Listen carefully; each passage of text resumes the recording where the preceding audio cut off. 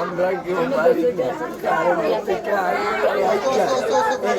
কারেন্টের থেকে আগুনটা লাইকে ঘরটা ধারণা করে বললে আমার বড় গ্যাস আছিল, আমরা কেউ পাড়ার সব মানুষ আছে আগ যাইতে পারি না।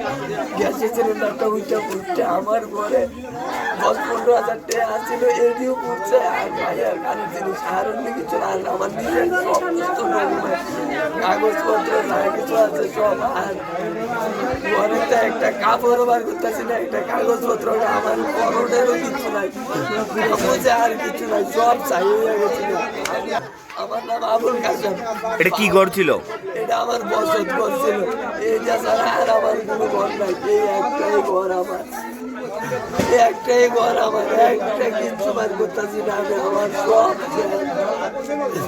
আমার আর কিছু নাই। আমি কই রুম আসলো এটা? এটা 3টা রুম আছিল, 3টা রুম আছিল আমার, 3টা রুম একটা কিছু বার করতেছি না। আমার কয়দিন পর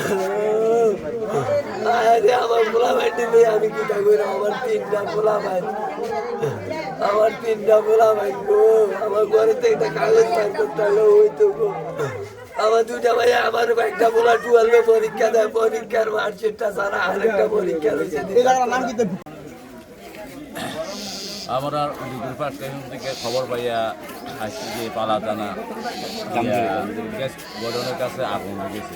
এই খবর পাইয়া আমরা যত সম্ভব তাড়াতাড়ি এসেছিলাম। আসার পরে দেখি যে আমাদের রাস্তাঘাটই মেন প্রোগ্রাম, মানে প্রবলেম আর কি সবচেয়ে বেশি।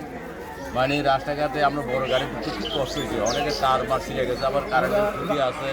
এই কারণে আমরা এক পরে ঢুকতে মানে অসুবিধা হয়েছে এবং আয়া করতাম পারছি না গাড়িটা লইয়া। দূরের থেকে আমরা দূরের থেকে আমরা 5টা 6টা 7টা রুলি খুলে আগুন নিবানো হয়েছে, কারণ রাস্তার কারণে সবচেয়ে বেশি ক্ষতি।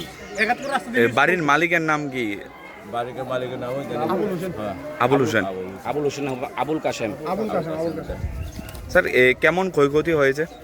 আবুল কাসেম প্রায় 25 লক্ষ টাকা। 3টা ঘর, 3টা ঘর। 3টা ঘর পুরা গেছে। এটা কি বসতঘর ছিল নাকি? বসতঘর হয়।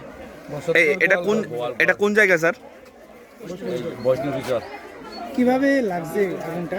এইটা সম্বন্ধে আমরা সঠিক করতে পারতাম, কারণ স্পটে আমরা আসছিলাম না যখন আগুন লাগে। স্যার আমরা একটা সিলিন্ডারও দেখতে পেলাম। কিসের থেকে লাগতে পারে এরকম কিছু জানা গেছে? না, এটা আমরা জানা গেছে।